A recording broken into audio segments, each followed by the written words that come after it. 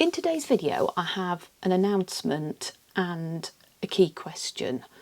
And I'll say right up front, I'm quite nervous about asking one of these, so please bear with me, and I do need your help, I need your opinion. For those of you who don't know me, I'm Joie, and what I do is I make journals, I fill them, I make things that you might call a writing journal, so things that you predominantly want to maybe just journal in handwriting. I make junk journals, so I do a lot of upcycling of materials that I repurpose, and I also make and fill art journals. But today's video is very different from many of the videos I've done. So this is not a tutorial. This is one where I want to share something with you, and maybe you'll just stick to the end and help me out and give me your opinion. I need your help.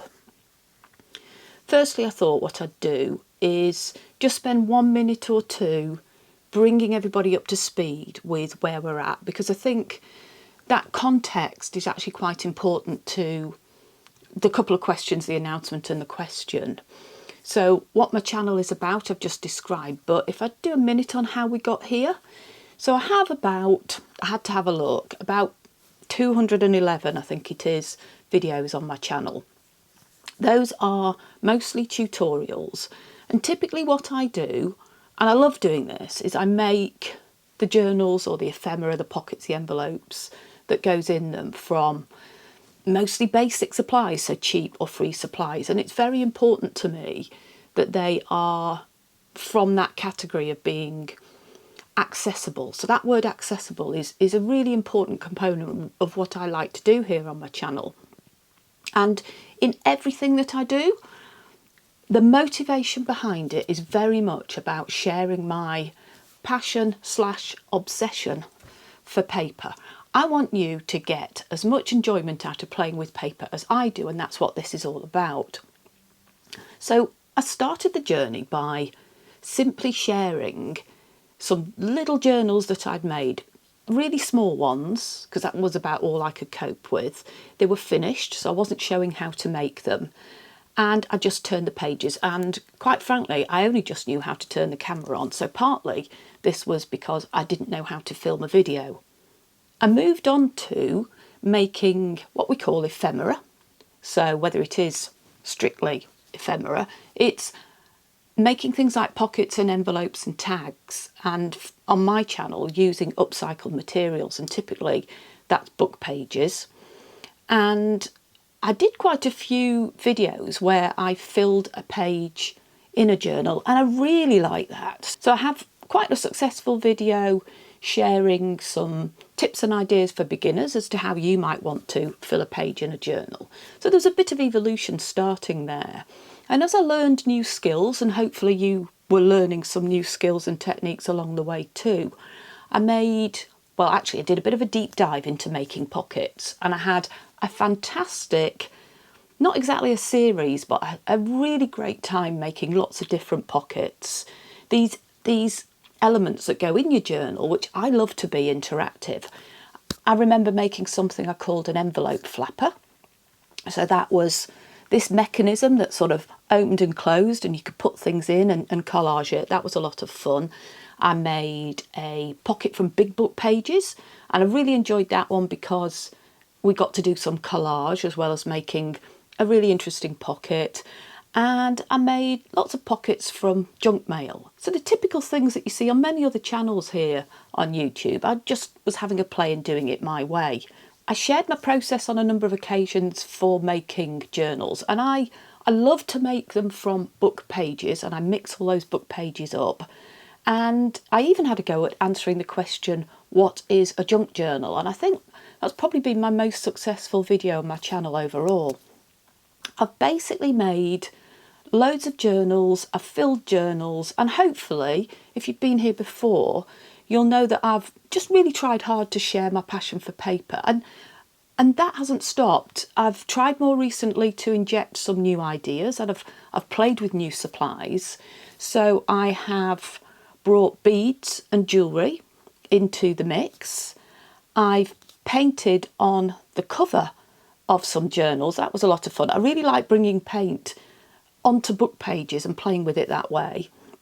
And I've definitely introduced sewing more. So I'm actually on my third sewing machine. They've all been either cheap or charity shop or very modest. But I'm learning how to bring sewing into the things we make. But I do try to make my projects ones where you don't actually have to have a sewing machine. But I've reached a point in the evolution of my channel, having done all of that and really loved doing it with you, where I want to open up more.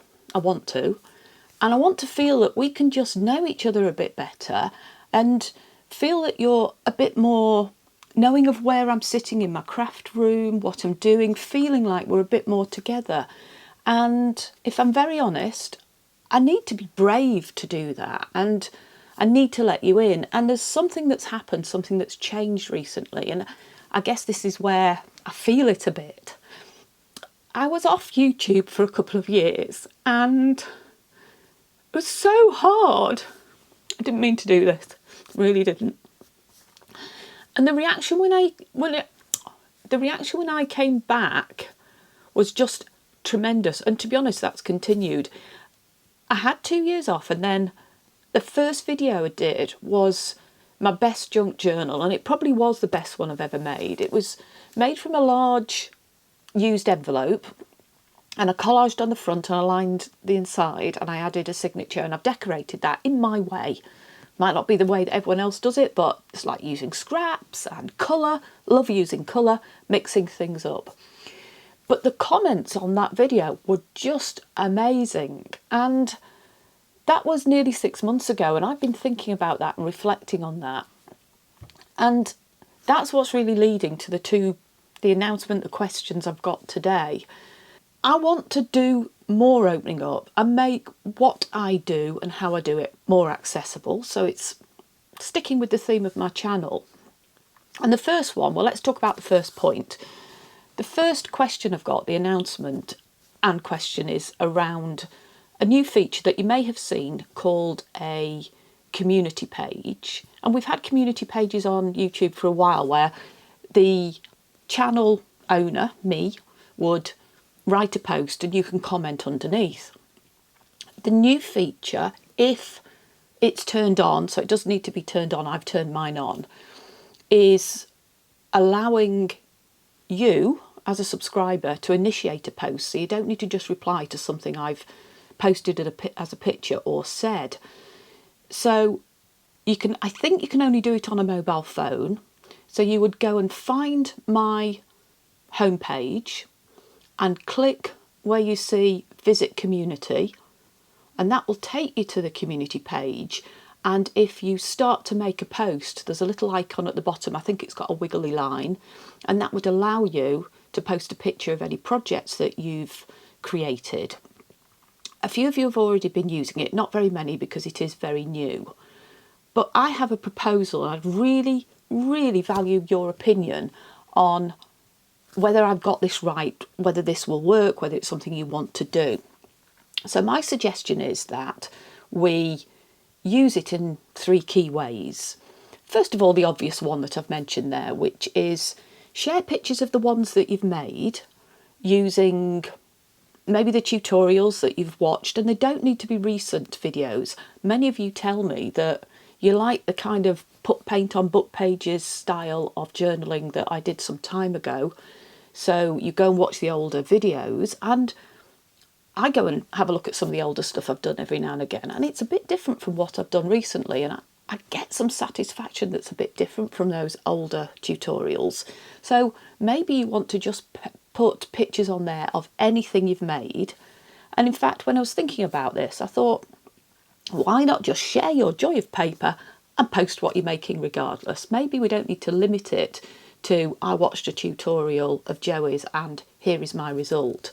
And equally, because this channel is about passion for paper and having fun, I thought if you've got questions or your mojo is a bit low, come onto that community page and maybe ask for some feedback on something you're doing, or post a picture of your desk, and let's just either answer questions of other people or ask your own questions, whatever works for you. I'd like to keep it on topic around paper crafting or craft generally. And obviously I'd like it to be a safe, kind and respectful place. And I think those are reasonable limits. And I guess my question around the announcement of the community page is, have I got it right and should we go for it? I'd like to really go for it, not least because I don't have a Facebook page. And many of you over the years have said, I've made some of these things and where can I show you what I've made? My answer to date has always been, if you've got Instagram, post on Instagram and tag me. But it's not the easiest way, is it?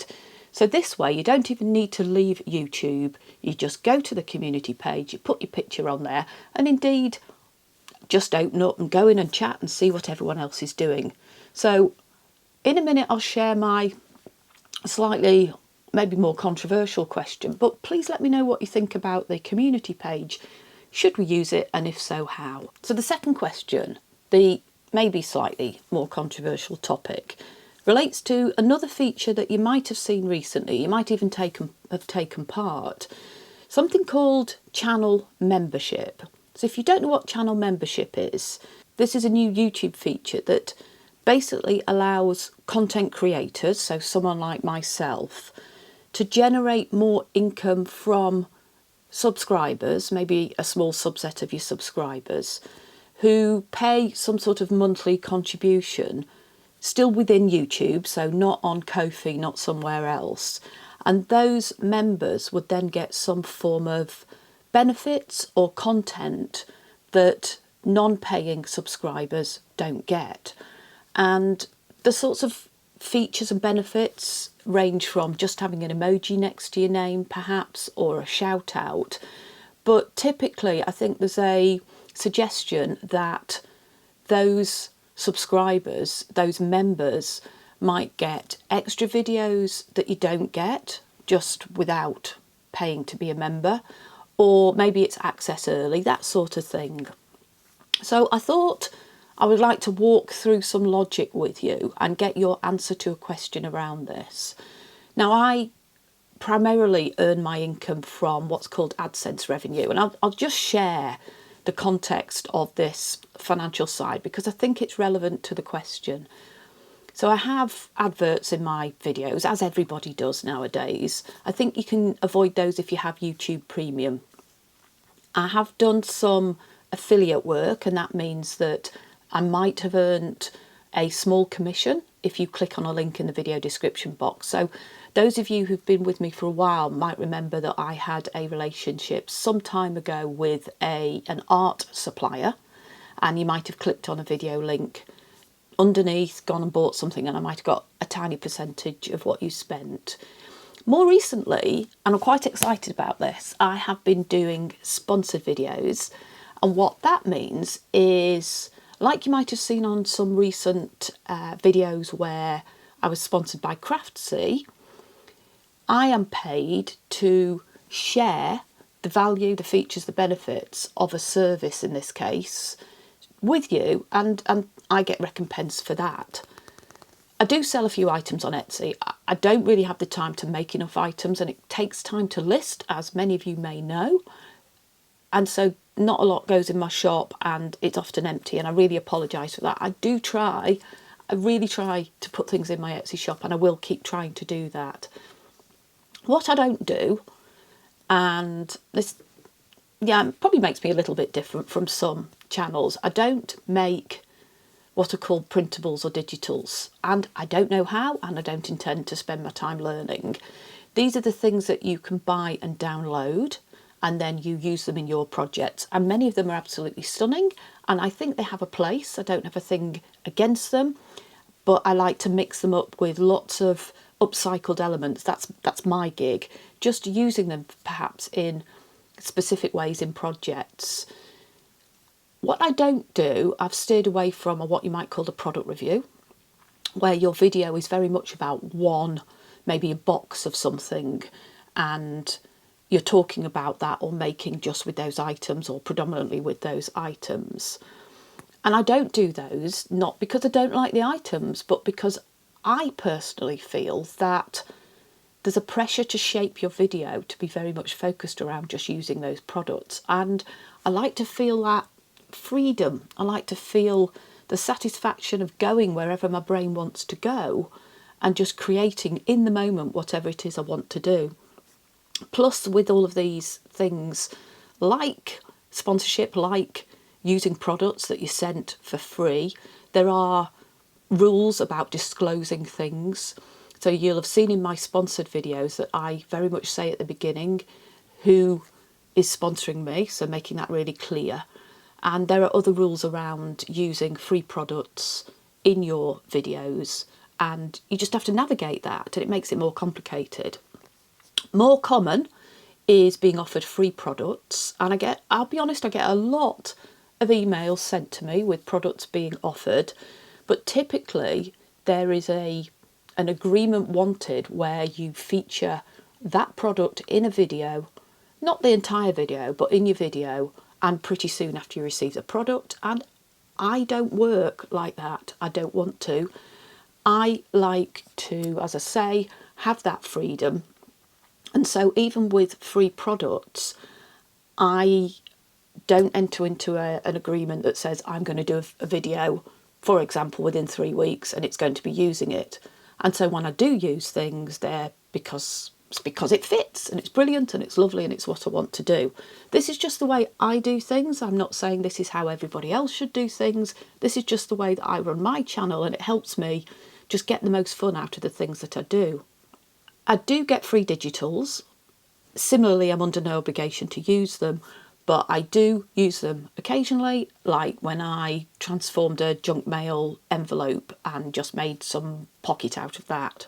So with that context, and bearing in mind this new feature called channel membership, you could probably say that the next natural step, and I want to get closer to you, bearing in that mind, the next natural step would be providing more behind the scenes content to you, sharing what I do, what I'm thinking, what's going on in my crafty week, and putting that behind the membership, into that membership area. So I think it would be natural to create the content behind the scenes, more access. It would be natural to put it in the members area. But I don't want to do it. And this is what I want to share, and I really need your feedback. There are 2 reasons why I don't want to do it. I feel it's time to evolve and give you more access, and for us to chat like this and just get closer and me to share more. And my channel's about accessibility, and I just feel at the moment that those 2 things don't align. If I put stuff behind the members area wall, then how is that giving you the accessibility and us getting closer at the moment for what we want to do? So I am thinking about creating some of that different content, and I thought if I shared a little bit about what that is and how I might produce it and when it might come out, you could tell me whether it would be of any interest to you. You could tell me what you'd like to maybe have in it, and do you think I'm just being an idiot and I should put it into a members area? So first of all, I am not stopping my tutorials. I love creating tutorials. Let's be honest, I go back to my basic skills that I acquired in my working life, and without saying too much, my role was to go into businesses and take big hairy problems, solve them, sometimes with a big team, and then find a way to break that problem down into understandable steps and bite-sized pieces so that other people could now do things easily in a better way. And I've absolutely leaned on some of those skills to create things like the process steps that I do for my tutorials, and I'm not stopping that. I think it's like 70 sets of process steps that I've created now for my tutorials, and I give those away for free. Those are available for you on my Pinterest page. Maybe we should put those on the community page. I don't know, I haven't thought about this all in huge detail. But my idea about this new form of content is every now and again, around the predominant content of tutorials, is to chat with you about what I've been doing, what I think about some of the things I've been making. And there's so much when I do a video that I edit out. I edit tons out. And not only that, I think when I look at other videos, you tell me if I'm wrong, but I feel like my style of tutorial is non-chatty. So I'm brutal with my editing. I don't include much of what's going on in my life at all. I stick, what's that phrase? I stick to the knitting. I keep it to the steps that you want to hear about how to make the thing. So I do feel that the world that we're living in is very much focused on, okay, I do give you close-ups of what I'm making, but it's predominantly just on my desk. I have done a video recently where I was talking about money-saving ideas, and I absolutely loved making that video because I was wandering around my craft room and sharing things like what's in my drawers, my collection of books, and I felt like I had the opportunity to talk to you about what's really going on in my head. But with process videos, typically that isn't the case, and I'd love to do more of that. So I'll give you one last example.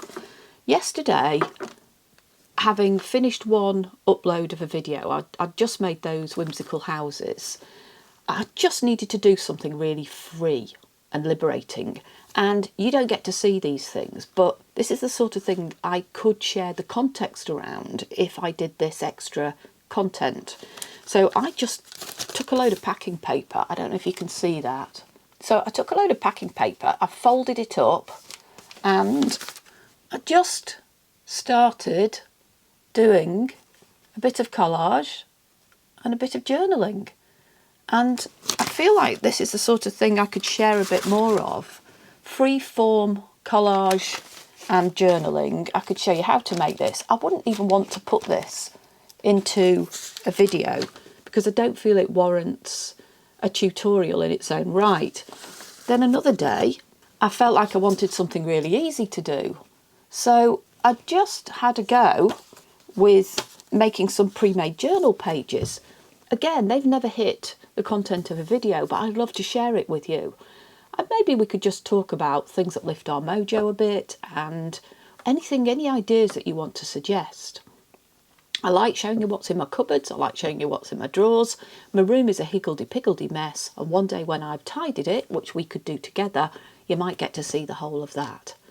So my question for you, my ask, and I really, really value your opinion, is should we really go for it on the community page? And would you be interested in a few bite-sized pieces of behind-the-scenes footage and a chat and a share once every now and again, keeping the channel more about tutorials?